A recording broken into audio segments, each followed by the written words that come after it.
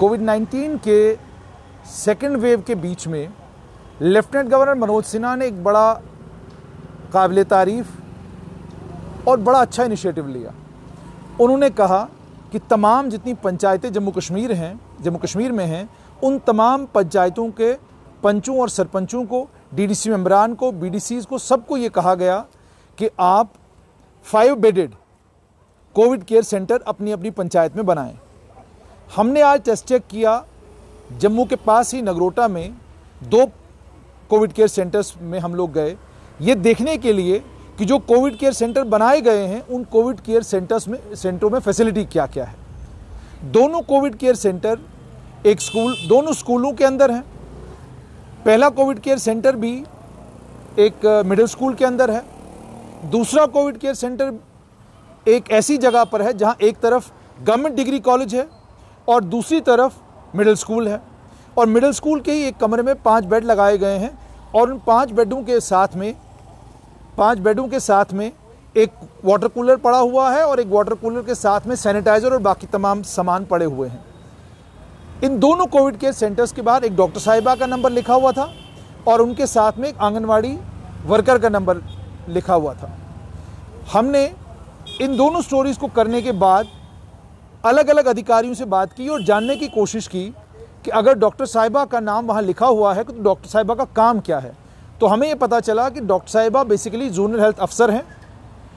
इन Covid care centres के ऊपर 8 Covid care centres की जिम्मेदारी उनके पास है और 8 कोविड केयर सेंटर्स में वो टेली कंसल्टेशन का काम कर रही हैं, और जब उन्हें ज़रूरत पड़ेगी किसी भी कोविड केयर सेंटर में जाने की तो इंस्पेक्शन करने के लिए, वहाँ अगर पेशेंट है कोई, उस पेशेंट को शिफ्ट करना है नहीं शिफ्ट करना है, वो वहीं कोविड केयर सेंटर में रहेगा।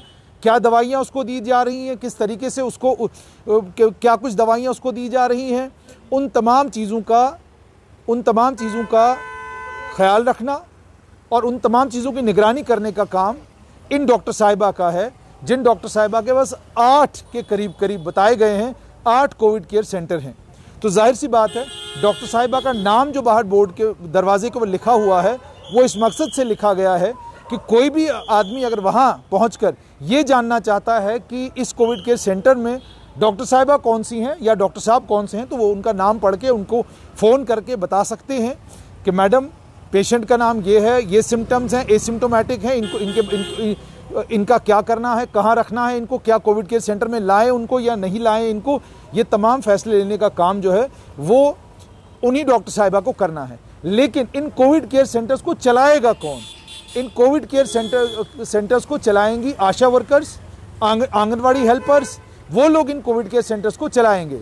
साफ तौर पर इन कोविड केयर सेंटर्स में वो पेशेंट आएंगे जो एसिम्प्टोमेटिक हैं, और सरकार ने इन कोविड केयर सेंटर्स को इसलिए बनाया है, जो कुछ हमको सुनने में मिला है स्वास्थ्य विभाग से, पंचों सरपंचों से बात करके, इसलिए बनाया गया है कि अगर कोई एसिम्प्टोमेटिक पेशेंट किसी गांव में है, वो उसका घर जो है 1 कमरे का है और उस 1 कमरे में 4 लोग और रह रहे हैं, उससे आइसोलेट करने के लिए ये कोविड केयर सेंटर बनाए गए हैं। ये समझ से परे है। एक घर में एक आदमी कोविड पॉजिटिव होगा और उसके बाद जो घर के बाकी 4 लोग हैं वो उनको इन्फेक्ट नहीं करेगा या वो उससे इन्फेक्ट नहीं होंगे, इसकी संभावना कितनी है ये डॉक्टर बेहतर बता सकते हैं।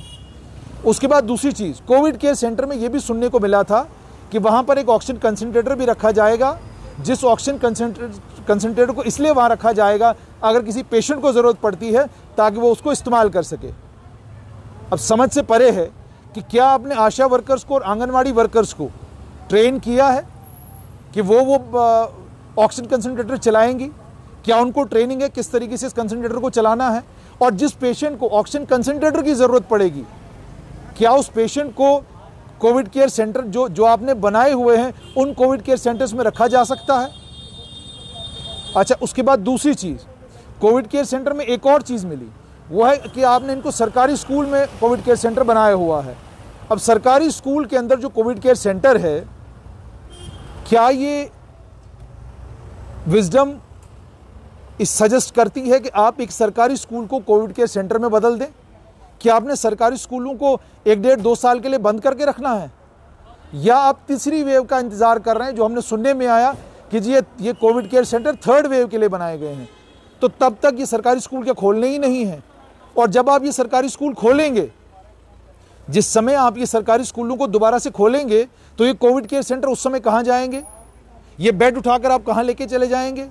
मान लीजिए सरकार 15 दिन के बाद ये फैसला करती है जी हमने स्कूल खोलने हैं, फेज वाइज हमने स्कूल खोलने हैं, या महीने के बाद तय करती है कि हमने स्कूल खोलने हैं, या सरकार ने तय कर लिया है कि मार्च 2022 तक हम लोग स्कूल खोलेंगे ही नहीं। अगर सरकार ने ये फैसला किया है, फिर तो आपका कोविड केयर सेंटर स्कूल में ही रहे तो बहुत अच्छी बात है, कम से कम अस्पताल के तौर पे स्कूल को तो इस्तेमाल कर सकते हैं। लेकिन अगर आपने स्कूल खोलने हैं, फिर ये कौन सी विजडम है जिस विजडम के तहत आप एक स्कूल के अंदर कोविड केयर सेंटर बनाए हुए हैं? उसके बाद 5 बेड लगाने हैं कोविड केयर सेंटर में, वो आपने एक ही रूम में 5 बेड एक जगह लगाए हुए हैं, और ये भी साथ में कहा गया है कि 5 बेडों के साथ में वेंटिलेटेड होना चाहिए वो रूम, आपको खिड़कियां उस रूम की खोल के रखनी है। फिलहाल आपने कोविड केयर सेंटर बना रखे हैं, और आपको कैसे मालूम है कि संडे के दिन कोविड पॉजिटिव पेशेंट आपके पास नहीं आएगा? और इन कोविड केयर सेंटर्स में टेस्टिंग फैसिलिटी क्यों नहीं है?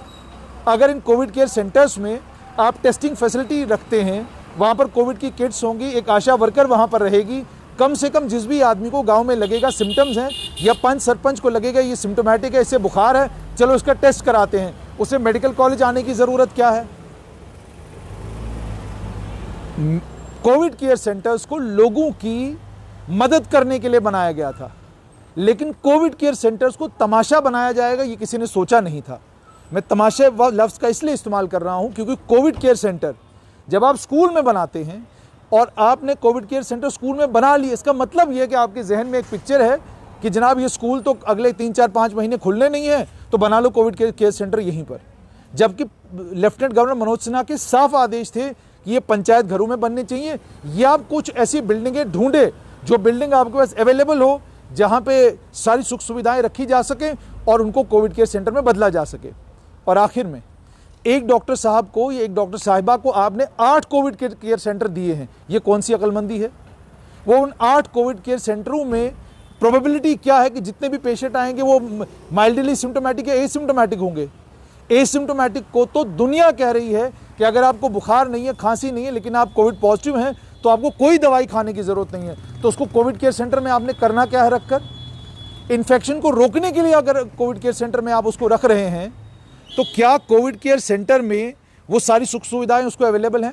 वॉशरूम वहाँ पे नहीं है, लेटरिन वहाँ पे नहीं है। ये तमाम वो चीज़ें हैं जो एक कोविड केयर सेंटर में होनी चाहिए, मैंडेटरी हैं, इनके बगैर कोविड केयर सेंटर चल ही नहीं सकता।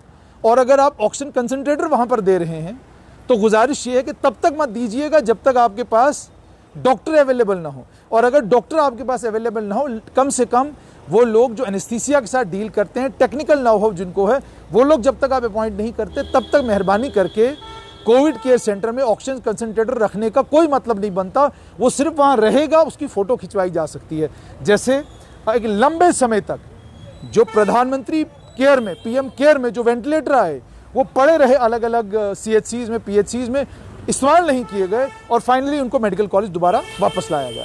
तो कोविड केयर सेंटर्स, नीयत सरकार की बिल्कुल सही है, पंचायती राज इंस्टीट्यूशंस भी इसमें आगे बढ़ चढ़ कर हिस्सा ले रहे हैं, लेकिन जो प्लानिंग की गई है वो प्लानिंग फ्लॉड है, उस प्लानिंग में कमियां हैं, कमजोरियां हैं, और जितना लोड आप डॉक्टर्स एक एक डॉक्टर के ऊपर डाल रहे हैं, उतना लोड किसी भी डॉक्टर के ऊपर डालना सही नहीं है। क्योंकि 8 कोविड केयर सेंटर चलाना क्या एक जोनल हेल्थ ऑफिसर के लिए पॉसिबल है? और उसके बाद मेहरबानी करके कोविड केयर सेंटर के बाहर जब आप उसका डॉक्टर का नाम लिखते, आगे डेजिग्नेशन भी लिख दिया करें, नीचे डिटेल ऑर्डर लिख दिया करें कि ये जोनल हेल्थ ऑफिसर हैं, क्योंकि कई बार ये जोनल हेल्थ ऑफिसर बिजी होंगे, फ़ोन नहीं उठाएंगे, तो पता कैसे चलेगा ये हैं कौन।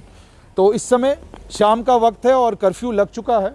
ये कर्फ्यू के विजुअल्स हैं, पुलिस के कर्मचारी जो हैं सो कचौनी चौक में हैं, और आप देख सकते हैं कि आने जाने वाली गाड़ियों को रोक कर उनसे पूछा जाता है कि आप कहाँ जा रहे हैं, उनके आई कार्ड चेक किए जाते हैं, उसके बाद उनको यहाँ से जाने दिया जाता है। ये आप देख सकते हैं कि ऊपर से एक स्कूटी आई है, इन्हें रोका जाएगा, इनसे पूछा जाएगा, पूछने के बाद इनको यहाँ से आगे जाने दिया जाएगा। तो ये तस्वीरें हैं इस वक्त कचौनी चौक की। कोविड-19 में वीकेंड लॉकडाउन है, उस वीकेंड लॉकडाउन का आखिरी दिन है। कल सुबह दोबारा से ज़िंदगी जो है शुरू होगी, और उसमें आप जानते ही हैं क्या कुछ आपको गाइडलाइंस हैं जिनको आपको फॉलो करना है। केसेस का नंबर कम हुआ है, केसेस का नंबर कम होने के साथ साथ में फैटेलिटी भी आहिस्ता आहिस्ता कम होने लगी है। पर आप लोगों से गुजारिश है, अपना ख्याल रखें, घरों के अंदर रहें, घरों के बाहर निकलने की फ़िलहाल कोई ज़रूरत नहीं अगर आपके पास कोई कामकाज नहीं है। ये आप देख सकते हैं PB10EZ2588 नंबर की गाड़ी है, आई है, पुलिसकर्मियों ने रोका है, पूछताछ करेंगे और पूछताछ करने के बाद जाने दिया जाएगा। तो मैं बात कोविड केयर सेंटर्स की कर रहा था। मैंने कहा नोबल इनिशिएटिव है, कॉज बहुत अच्छा है, सरकार की सोच बहुत अच्छी है, लेकिन जो सुविधाएं एक कोविड केयर सेंटर में होनी चाहिए थी वो सुविधाएं पर्याप्त मात्रा में मौजूद नहीं। और कोविड केयर सेंटर्स को स्कूलों के अंदर कोविड केयर सेंटर बनाना किसी भी तरीके से सही नहीं है। अगर आपके पास पंचायत घर नहीं है तो BDCs और DDCs के पास पावरें हैं कि आप बिल्डिंग ले सकते हैं। आपके पास रूरल डेवलपमेंट डिपार्टमेंट के पास कई बिल्डिंगें वीरान पड़ी हुई हैं, उनको भी आप कोविड केयर सेंटर में बदल सकते हैं।